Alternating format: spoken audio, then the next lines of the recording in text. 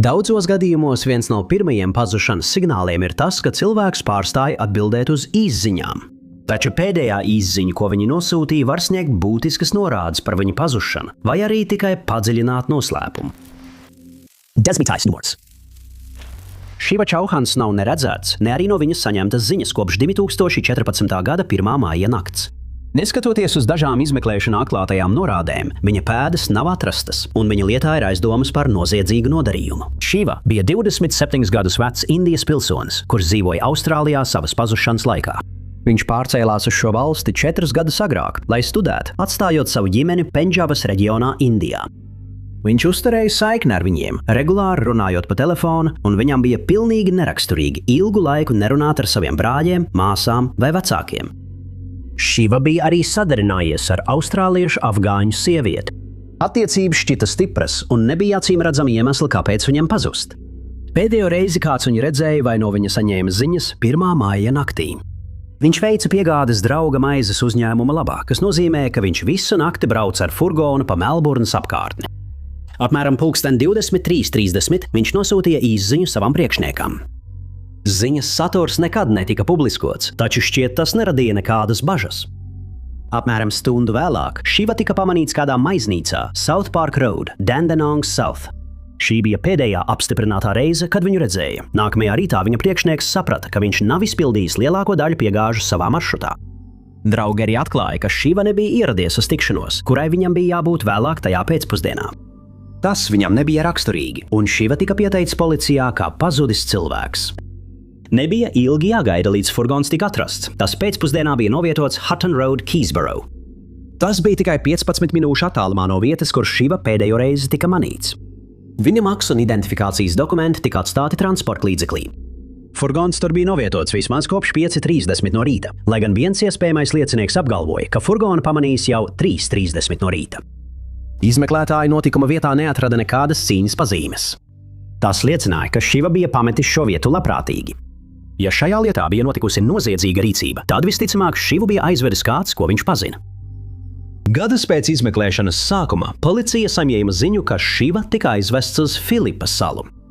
Tiek uzskatīts, ka nolaupīšanā tika izmantots nozagts Toyota Camry. Filipa salā tika veiktas plašas meklēšanas, taču nebija nekādu pazīmju par Šivu vai jebkādu pavadienu, kas varētu izskaidrot notikušo. Arī pati automašīna nekad nav tikusi atrasta. Sākotnējie ziņojumi vēstīja, ka daži Šivas draugi tika uzskatīti par policiju interesējošām personām, lai gan nekādi iemesli tam nekad netika sniegti.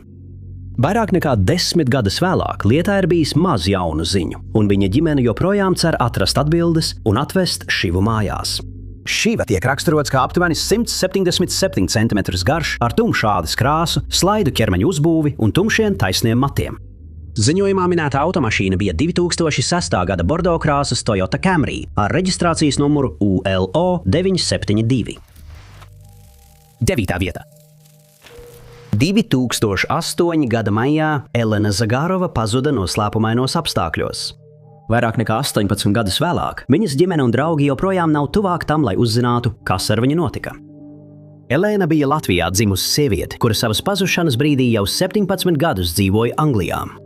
Viņa dzīvoja Londonas Tottenhams rajonā, un viņai tūmā bija daudz tuvu draugu. Viņai bija arī draugs, un attiecībās nešķita būt nekas neparasts. Elēnai gan bija dažas grūtības. Viņa nebija strādājusi garīgās veselības problēmu dēļ, taču bija ceļā uz atveseļošanos. Pēc drauga teiktā, viņa bija atgriezusies darbā māja sākumā, taču tas negatīvi ietekmēja viņas garīgo veselību. 21. maijā, diena pirms viņa pazuda, viņa kopā ar savu partneri apmeklēja ārsta vizīti. Atklātā vēstulē, ko tiešsaistē publicēja draugs, bija norādīts, ka vizītes rezultāts nebija apmierinošs. Nākamajā dienā Elenai bija jāizdara vairāki darbi. Tajā rītā viņa izgāja no mājām, lai dotos uz Londonas centru saņemt savu pasi. Viņa arī nosūtīja īsziņu savam partnerim. Viss kārtībā, mīļais. Skaties pēc jaunām lietām. Ar mīlestību, A.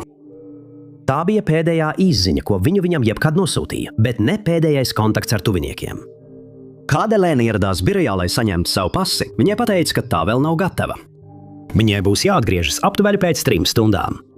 Viņa izgāja no biroja un pavadīja laiku pastaigājoties pa Hyde Park un runājot pa telefonu ar draugu, kurš dzīvoja netālu. Draugs uzaicināja viņu vakariņās. Elēna teica, ka padomās par plāniem, bet neko nesolīja. Nākamajā rītā Elenas draugs sazinājās ar viņas draugiem. Viņa nebija atbildējusi ne uz vienu viņa zvanu vai ziņu kopš 22. māja rīta, un viņš vēlējās pārliecināties, ka ar viņu viss ir kārtībā. Draugi atklāja, ka viņa tajā naktī nebija atgriezusies mājās, un neviens nezināja, kur viņa atrodas. Nedaudz vēlāk viņi paziņoja, ka policija atrodas Elenas dzīvoklī. Tajā pašā dienā Elena tika izsludināta par pazudušu personu. Policija spēja izsekot viņas pārvietošanos dažas stundas pēc viņas telefona zvana Hyde parkā. Viņam ar metro devās uz Highgates staciju, aizbraucot ap 13:30. Viņas telefona dati liecināja, ka pēdējo reizi viņa bija skatījusies telefonā ap 16:30. Tajā laikā viņa atradās netālu no sava ārsta prakses un dārza, ko viņa dalīja ar saviem istabas biedriem. No turienes pēdas pazuda. Elēna nekad neatgriezās centrālajā Londonā, lai paņemtu savu pasi, un vairs nekad nesazinājās ar saviem draugiem. Policija sāka izmeklēšanu par viņas pazušanu, taču netika atklātas nekādas citas norādes. Pēc dažām nedēļām tika saņemta iespējama ziņa par viņas redzēšanu, taču tika noskaidrots, ka tā nav pazudusī sieviete. 18 gadus vēlāk viņas lieta joprojām nav slēgta. Viņai bija 38 gadi pazušanas brīdī, un viņa tika raksturota kā 5 pēdu 5 colu gara ar plecu garuma gaišiem matiem. Ik viens, kam ir informācija par šo lietu, var sazināties ar organizāciju Pazudušie cilvēki pa tālruni 116 000. Numur 8. Neviena diena nepārgāja, kad Ešlija Viljamsa nebūtu sazinājusies ar savu tēvu. Kad tas pirmo reizi notika 2025. gada augustā, viņas vecāki uzreiz saprata, ka kaut kas nav kārtībā. Diemžēl policijas pārbaude, lai pārliecinātos, ka ar viņu viss kārtībā, radīja vairāk jautājumu nekā atbilžu. Ešlija bija 28 gadus veca un dzīvoja Losandželosā, laikā, kad viņa pazuda. Viņa piedzima un uzauga Ohio kopā ar savu ģimeni. 2022. gadā viņas tēva jaunais darbs lika ģimenei pārcelties uz Džordžiju. Ešlija tomēr viņiem nepievienojās, tā vietā pārcēlās uz Losandželosu. Neskatoties uz attālumu, Ešlija centās uzturēt kontaktu ar savu ģimeni. Viņa katru dienu runāja ar savu tēvu. Cik zināms, viņi informēja viņus par savu jauno dzīvi. Viņa strādāja mazumtirdzniecībā un kā blakus nodarbi pīna matus, taču Ešlijai bija sapnis kļūt par skolotāju. Brīvajā laikā viņa mācījās mandarīnu valodu un vēlējās mācīt angļu valodu kā otro valodu. 29. augustā Ešlija nosūtīja tēvam īsziņu, lūdzot viņam atsūtīt naudu. Viņš nosūtīja naudu, bet kādu iemeslu dēļ Ešlija to nekad nepieņēma. Nākamajā dienā no viņas nebija nekādu ziņu. Viņa joprojām nebija pieņēmusi naudu, un tagad viņas vecāki nevarēja ar viņu sazināties. Viņi sazinājās ar Losandželosas policijas departamentu, lai lūgtu pārbaudīt, vai ar viņu viss kārtībā. Pēdējais, ko viņi zināja, bija tas, ka Ešlija bija apmetusies istabā kādā mājā Kraufordas ielas posmā pie 3800 numuriem. Taču mājas iemītnieki policijai teica, ka viņa tur nav bijusi kopš jūlija. Pēc šīs ziņas Ešlijas vecāki saprata, ka kaut kas nav kārtībā un devās pāri visai valstī, lai mēģinātu atrast savu meitu. Viņi nolīga privātdetektīvu, lai mēģinātu noskaidrot šī noslēpuma būtību. Bija iespējams apstiprināt, ka Ešlija jau vairākus mēnešus nebija bijusi Kraufordas ielas mājā. Ja viņiem izdevās noskaidrot iemeslu, kāpēc tā notika, tad tas netika darīts zināms sabiedrībai. Tas, ko viņi atklāja, bija zvanu žurnāls Ešlijas telefonā, kurā redzams, ka viņa bija sazinājusies ar Midnight Mission, bezpajumtnieku patvērsmi Losandželosas centrā. Vecāki un privātdetektīvs devās uz patvērsmi, cerībā atrast Ešliju. Tur viņas nebija, lai gan nav skaidrs, vai Ešlija nekad neapmeklēja patvērsmi, vai arī viņa vienkārši devās prom, pirms viņas vecāki ieradās. Pēc viņas ģimenes teiktā, viņi vienmēr bija pārliecinājušies, ka viņa bērni zina, ja būs nepatikšanās, viņi saņems finansiālu atbalstu. Viņas tēvs bija nosūtījis viņai naudu bez jebkādām problēmām un būtu darījis vēl vairāk, ja būtu zinājis, cik nopietnā situācijā Ešlija atradās. Kopš sākotnējiem aicinājumiem sniegt informāciju šajā lietā ir bijis maz jaunu ziņu, un Ešlija joprojām ir pazudusi. Viņu raksturo kā melnādaina sieviete ar melniem matiem un brūnām acīm, 5 pēdu 6 colu augumu un aptuveni 150 mārciņu svaru, un viņa ir pazīstama arī ar vārdu Pamela Jasmīna Martīnesa Heila. Ik viens, kam ir informācija par šo lietu, var sazināties ar Losandželosas policijas departamenta pazudušo personu nodaļu pa tālruni 213 996 1807. 2024. gada 9. augustā Krisa Legvisāmo ģimene saņēma īsziņu, ka viņa ir droši ieradusies Meksikā. Tā bija pēdējā reize, kad viņa ar viņu sazinājās, un viņas atrašanās vieta joprojām nav zināma. Krisa bija 51 gadu veca māte no Desmoīnas, Ajovas štata, kur ieradās Meksikā neilgi pirms viņas pazušanas. Pēc viņas ģimenes teiktā, viņi iepriekš daudzkārt bija ceļojuši uz Meksiku un atpakaļ. ASV ekonomikas iestādes ir izdevušas ceļošanas brīdinājumu par Meksikas reģionu, kuru apmeklēja Krisa, taču viņas ģimene uzskata, ka viņa par to nezināja. Neviens no viņiem negaidīja, ka šis pēdējais brauciens uz dienvidiem būs atšķirīgs no pārējiem. Šoreiz brauciens bija, lai palīdzētu ģimenes loceklim. Viņa bija piekritusi palīdzēt savam bijušajam svainim pārvietot dažas mēbeles, izpalīdzot viņam. Viņa iekrāva busiņā viņa mantas Demoinā un devās ceļā pāri robežai, lai pabeigtu darbu. Tā bija domāta kā īsa brauciens, un Kris bija plānojis atgriezties ASV 10. augustā. Viņas ģimene drīz vien saprata, ka viņa ir pazudusi. Viņas dēls ziņoja ASV varas iestādēm par viņas pazušanu tajā dienā, kad viņai bija jāatgriežas ASV. Pēdējais skaidri zināmais laiks bija 11:00 no rīta. Iepriekšējā dienā, kad viņa šķērsoja Hidalgo starptautisko tiltu. Un kur viņa devās pēc tam, kā arī precīzs laiks, kad viņa pēdējo reizi tika redzēta, nav zināms. Agrīnie ziņojumi Meksikas medijos vēsta, ka viņa tika uzskatīta par pazudušu personu un tika uzsāktas meklēšanas, taču Krisa pēdas nekur netika atrastas. Taču viņa atzina, ka šajā lietā ir iespējama noziedzīga rīcība. Arī nolaupīšanas un bandu vardarbība nav nekas neparasts reģionā, kuru apmeklēja Kris. Tikai gadu iepriekš 4 citi amerikāņu turisti tika nolaupīti bandas rokās. Tajā gadījumā pazudušie vīrieši tika atrasti jau nedēļu vēlāk, taču 2 no viņiem jau bija zaudējuši dzīvību. Krisa dēls dalījās ar ziņu par viņas pazušanu sociālajos tīklos, un mazāk nekā nedēļu pēc viņas pazušanas ģimenei šķita, ka ir apstiprinājums tam, ka tā ir nolaupīšana. Viņi saņēma biedējošas īsziņas ar prasību samaksāt naudu par Krisa drošu atgriešanos. Ziņojumos bija iekļauti sievietes attēli, taču nebija iespējams noteikt, vai tā patiešām ir Krisa, un ziņojuma autentiskumu nevarēja apstiprināt. Ziņojumi nepalīdzēja atrisināt noslēpumu, un Krisa joprojām ir pazudusi arī pēc 2 gadiem. Pēc viņas ģimenes teiktā, Krisa bijušais svainis nav sadarbojies ar varas iestādēm. Viņas ģimene ir nolīgusi privātu detektīvu, lai palīdzētu atklāt noslēpuma būtību. Diemžēl pēc aicinājumiem sniegt informāciju, aptuveni 6 mēnešus pēc Krisa pazušanas, lietā ir maz jaunu ziņu. Kris tiek raksturota kā 5 pēda 3 colu gara un sver 135 mārciņas. Viņai ir taisni brūni mati un brūnas acis. Aiovas pazudušo personu informācijas centrs ir aicinājis ikvienu, kurš viņu ir redzējis, neveikt nekādas darbības, bet gan savākt informāciju, piemēram, automašīnas numurzīmes un precīzu atrašanās vietu un ziņot par to varas iestādēm. Ik viens, kam ir informācija Meksikā, var sazināties ar varas iestādēm, zvanot uz ārkārtas tālruņa numuru.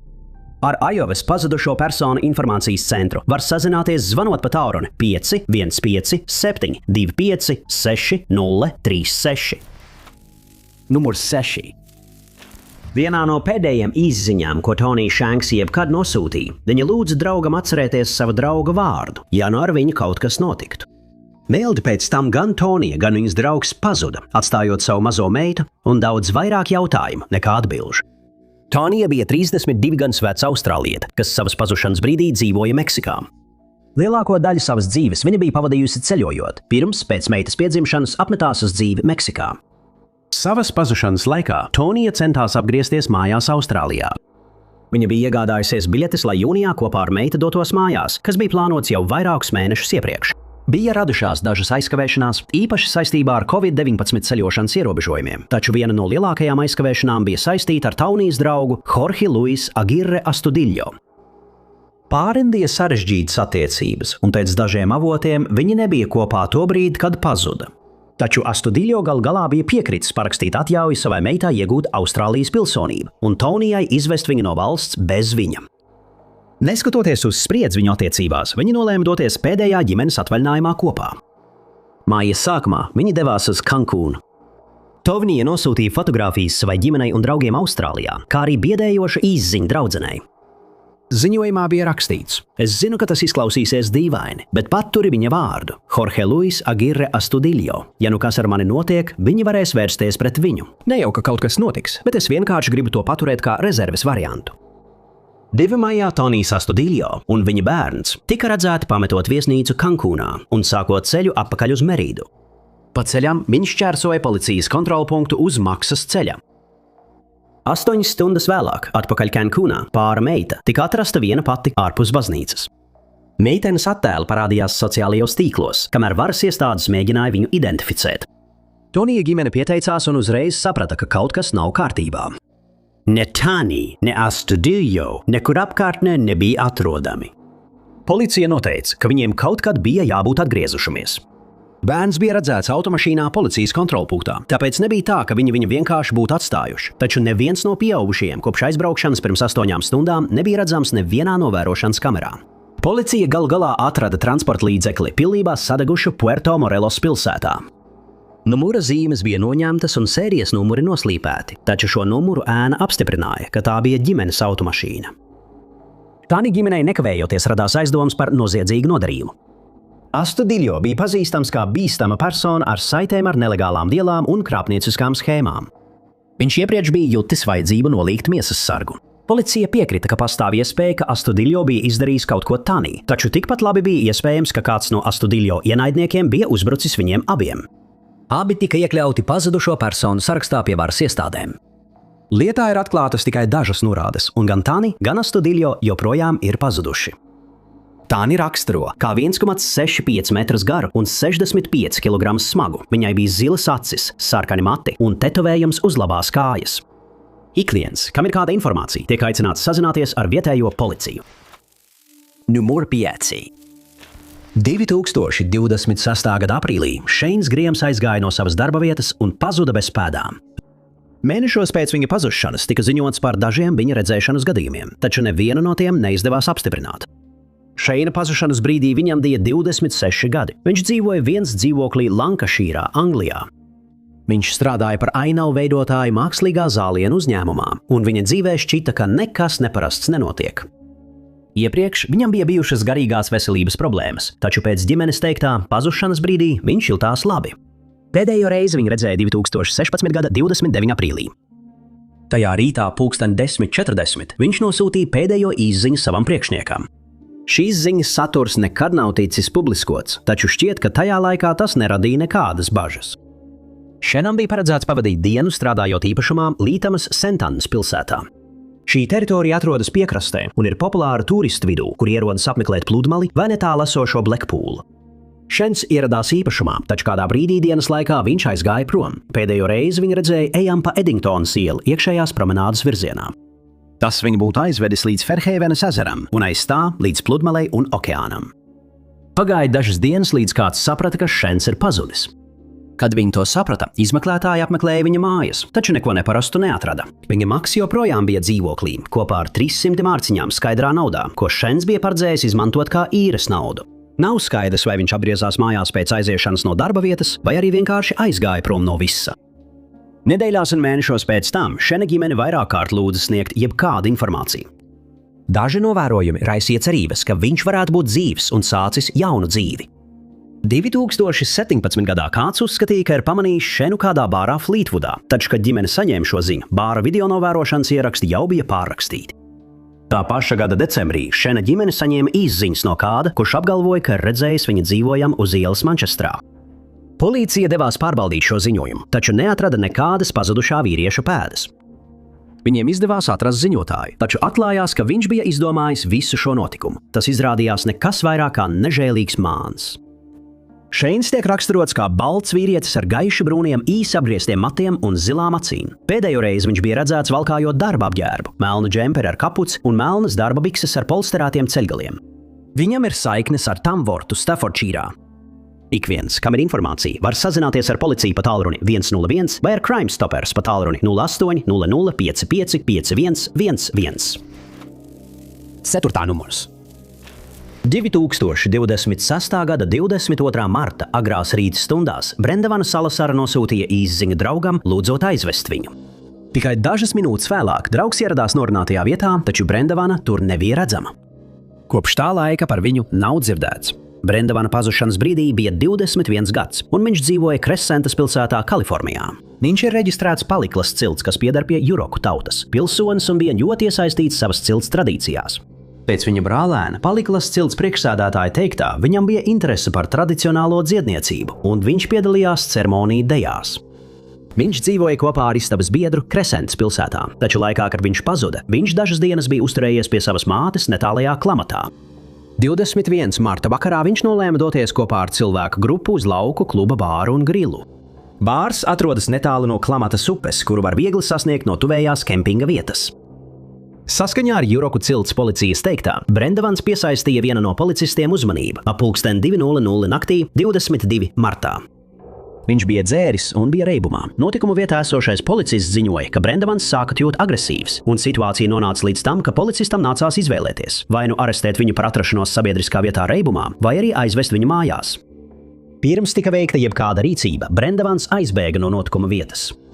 Viņš skrēja kājām pāri ASV 101. šosejai upes virzienā. Policists vēroja, kā viņš pārlec pāri žogam, un viņa sporta džemperis aizķērās aiz žoga, tāpēc viņš to atstāja, un vēlāk tas tika paņemts kā pierādījums. Plakstāk 2:20 Brendavans nolēma, ka ir laiks doties mājās, un viņš nosūtīja īsziņu draugam, lūdzot viņu atbraukt pakaļ pie laivu nolaišanas vietas pie upes. Draugam nevajadzēja ilgi, lai apbraukt, bet, kad viņš ieradās, tur vairs neviena nebija. Nākamajā rītā, kad Brendavans joprojām nebija atgriezies mājās, viņš tika pieteikts policijā kā pazudis. Kalifornijas šoseja patruļa izsludināja Feather Alert brīdinājumu Del Nortes apgabala šerifa biroja vārdā. Meklēšanā bija zināmas divas vietas – teritorija, kur Brendavans tika redzēts pārlecot žogam, un laivu palaišanas vieta, uz kur draugam bija lūgts braukt. Brendavans jebkurā brīdī pa šo maršrutu varēja nonākt nepatikšanās.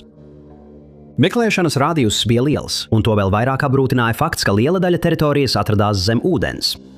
Pēc viņa ģimenes teiktā, viņš baidījās no ūdens, un maz ticams, ka viņš būtu labprātīgi tajā iegājis. Upe bija arī ātra un dīstama, pat tiem, kuri nebija apreibinājušies.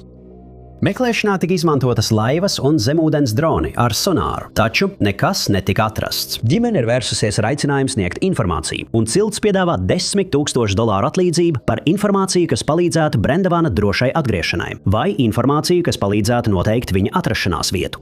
Viņu raksturo kā 5 pēdas, 7 collas garu un sveru 145 mārciņas. Viņam ir īsi tumši brūni mati un neliela sprauga starp augšējiem priekšzobiem. Pēdējo reizi viņš tika redzēts valkājot baltu tēkreklu, melnas sporta bikses un baltas Nike kurpes. Viņam ir tetovējumi uz apakšdelmiem un pie plaukstas locītavas, tostarp tradicionāls cilšu draudzības dizains. Ik viens, kam ir informācija, var sazināties ar Juroku cilts policiju pa tālruni 707 237 5702. Numurs 3. Pirms gada Džennas Korevinukas māte saņēma dīvainu ziņu no savas meitas. Tā bija pēdējā reize, kad kāds no viņas dzirdēja, un sākās noslēpums, kas vēl joprojām nav atrisināts. Dženna bija 38 gadus veca, kad viņa pazuda 2025. gada jūlijā. Viņas pēdējā zināmā adrese bija Hallandale Beach, Kalifornijā, kur viņas vārdā bija reģistrēts arī uzņēmums, taču līdz brīdim, kad viņa pazuda, Dženna tur vairs nedzīvoja. Viņa bija devusies vienatnē ceļojumā ar furgonu pāri visām Savienotajām valstīm. Bieži varēja redzēt, kā viņa ar savu Jeep Grand Cherokee velk nelielu melnu un pelēku kempinga piekabi. Piekopjot šādu klejotājas dzīvesveidu, Dženna uzturēja kontaktus ar draugiem un ģimeni, izmantojot sociālos tīklus. Viņa bija ļoti aktīva tādās vietnēs kā Facebook un TikTok, īpaši zem sava pseidonīma Andžela Volnaja. Tieši ar šo vārdu viņa publicēja savu grāmatu par New Age garīgumu, reinkarnāciju un pasaules galu. Apokalipses un pasaules gala tēma parādījās viņas sociālo tīklu ierakstos neilgi pirms viņa pazuda. Diena pirms viņa nosūtīja savu pēdējo ziņu mātei, viņa publicēja video, kurā lasa no Bībeles. Viņas ierakstā bija teikts: nav iespējams izbēgt, sods tuvojas, aizraušana tuvojas, tā jau ir uz zemes, ir palikuši tikai daži gadi. Es esmu pravietis. Vēl viens video rādīja viņu baznīcā ar šķiet ārkārtas krājumiem, tostarp gāzmasku. Ziņojumā bija rakstīts, ka viņa ir atstājusi visu, kas viņai bija, un ka līdz Antikrista atgriešanās brīdim būs tikai 3 gadi. Sociālo mediju ieraksti jau paši par sevi būtu satraucoši, pat bez pēdējā ziņojuma, ko viņa nākamajā dienā nosūtīja savai mātei. 2025. gada 5. jūlijā Dženna nosūtīja ziņu savai mātei, kurā bija iekļauta vēstules fotogrāfija un GPS koordinātas. Vēstules precīzais saturs nekad netika publiskots, taču saskaņā ar Nacionālo pazudušo un neidentificēto personu sistēmu tajā bija norādījumi viņas personīgo īpašumu nodošanai mātei. Iespējams, ka tieši par to Dženna runāja savos sociālo mediju ierakstos, kad viņa pieminēja, ka atstāja visu, kas viņai pieder. GPS koordinātas noveda uz vietu Potrero, Kalifornijā. Tikai dažas dienas pēc tam, kad Dženna nosūtīja savu pēdējo ziņu, viņas džips un kempera piekabi tika atrasti pamest vietā netālu no koordinātām. Potrero ir apdzīvota vieta San Diego apgabalā, kurā dzīvo mazāk nekā 650 cilvēku. Tā atrodas tikai dažas jūdžu attālumā no robežas ar Meksiku. Ganas draugi un ģimene ziņoja par viņas pazušanu neilgi pēc tam, kad zaudēja ar viņu kontaktu. Pagāja daži mēneši, līdz pazušana sāk pievērst ievērojamu mediju uzmanību, jo tiesību sargājošās iestādes centās pievērst sabiedrības uzmanību šim gadījumam. Tajā laikā nebija iespējams noteikt, vai Gana bija pazudusi brīvprātīgi, vai arī lietā bija noticis noziegums. Policija arī nevarēja izslēgt iespēju, ka Gana bija šķērsojusi robežu uz Meksiku, un aicinājums sniegt informāciju tika izplatīti spāņu valodā. Kopš sākotnējās mediju uzmanības šajā lietā nav bijuši jauni atjauninājumi, taču Ganas pazušana joprojām ir uzskaitīta NAMUS datubāzē. Viņu raksturo kā 5 pēdas, 5 colles garu un apmēram 100 mārciņu smagu. Pazušanas brīdī viņai bija gaiši blondi mati, taču varas iestādes norādīja, ka viņa varētu valkāt parūku. Viņai uz rokām un plaukstām ir vairāki tetovējumi, un ik viens, kam ir informācija par šo lietu, var sazināties ar San Diego apgabala šerifa biroju pa tālruni 858 868 3200. Otrajā vietā. Salija Greisa Contarino tuvojās savas atvaļinājuma beigām, ceļojot pa Amerikas Savienotajām valstīm, kad 2026. gada 19. jūnijā viņa nosūtīja īsziņu draugiem. Tā bija pēdējā reize, kad kāds no viņas tuviniekiem ar viņu sazinājās. Salija bija turisti no Austrālijas, kur Amerikā bija ieradusies iepriekšējā mēnesī. Viņa bija ceļojusi pa Kaliforniju un Nevadu, un viņas pazušanas brīdī atradās Lasvegasā. Šī nebija pirmā reize, kad viņa ceļoja uz šo apgabalu, un viņas draugi raksturoja viņu kā pieredzējušu ceļotāju. 26 gadus vecā sieviete apmetās Bungalows hosteļā šajā apgabalā, kur daži vietējie ir raksturojuši kā briesmīgu un nepiemērotu sievietēm, kas ceļo vienas. Pirmo pāris dienu laikā savas uzturēšanās laikā Salija neizskatījās, ka viņai būtu kādas problēmas. Viņa labi pavadīja laiku un regulāri sazinājās ar draugiem un ģimeni Austrālijā. 19. jūnijā viņa nosūtīja ziņu. Es tūlīt kāpšu kādā vientuļā kalnā, tad došos mājās. Rīt lidoju atpakaļ. Tas bija lielākais pavadiens, kas Salijas draugiem bija, kad viņi pēkšņi pārtrauca ar viņiem sazināties. Pēc tam, kad tika ziņots par Salijas pazušanu, policija spēja salikt kopā vairāk informācijas par to, kas notika tieši pirms viņa pazuda. 19. jūnija vakarā viņa pavadīja dažas stundas krogā un grilbārā Timbers. Viņa bija labā noskaņojumā, un neviens no personāla nepamanīja neko neparastu viņas uzvedībā. Viņa atgriezās hostelī kājām un tur arī pavadīja nakti. Nākamajā rītā Salija izrakstījās no hosteļa, bet palūdza atstāt savas somas tur. Viņa plānoja vēlāk dienā atgriezties pēc savas bagāžas. Saskaņā ar policijas notikumu chronoloģiju, Salija devās uz tuvāko kafejnīcu brokastīs, pēc tam iekāpa autobusā, kas devās uz Čārlstona kalnu. Policija uzskata, ka Salija izkāpa no autobusa un iegāja Nacionālajā parkā, lai gan līdz šim nav apstiprinājuma, ka tas tā tiešām ir noticis. Salijai patika pārgājieni, un šī nebija pirmā reize, kad viņa apmeklēja šo apvidu. Balstoties uz šo un pēdējo īsziņu, ko viņa nosūtīja draugiem, ir saprotams, ka tieši šeit viņa vēlējās pavadīt savas pēdējās dienas Lasvegasā. Salijai bija Greyhound autobusa biļete uz Losandželosu, kur viņai bija paredzēts iekāpt lidmašīnā uz mājām 21. jūnijā, taču biļete nekad netika noskanēta, un šķiet, Salija nekad nenonāca lidostā.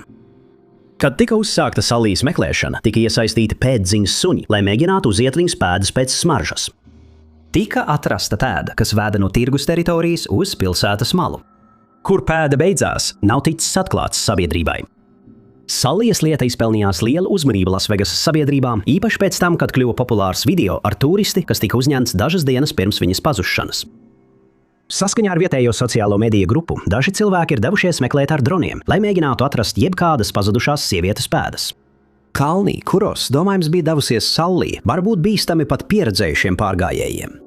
Iespējams, viņa apmaldījās vai paslīdēja un nokrita nelīdzenajā apvidū un tagad gaida, kad viņu atradīs. Salija tiek raksturota kā 5 pēdas, 5 colles gara un sver aptuveni 130 mārciņas. Viņai ir brūni mati un brūnas acis, un pēdējo reizi viņa redzēja, kad viņa bija ģērbusies pelēkā vai zilā sporta kreklā, džinsa šortos, melnbaltās kurpēs un nesa somu.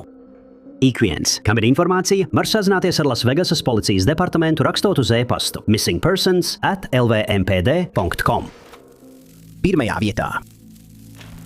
Irēne Gakva pazuda aizdomīgos apstākļos 2022. gada februārī. Vairāk nekā 4 gadus vēlāk viņas ģimene un draugi joprojām meklē atbildes par to, kas ar viņu notika. Aptuveni 3 gadus pirms viņas pazušanas Irēne devās uz ASV no savām mājām Kenijā, lai mēģinātu uzlabot savu karjeru. Viņas abi vecākie brāļi jau bija pārcēlušies, un Irēnai bija plāni studēt mākszinības. Sākumā viņa uzturējās tuvu saviem brāļiem Boise, Idaho štatā, bet 2021. gada vasarā viņa nolēma pārcelties tālāk. Cik viņas ģimene zināja, Irēna pārcēlās uz Arizonu, lai mēģinātu atrast siltāku vietu, kur dzīvot.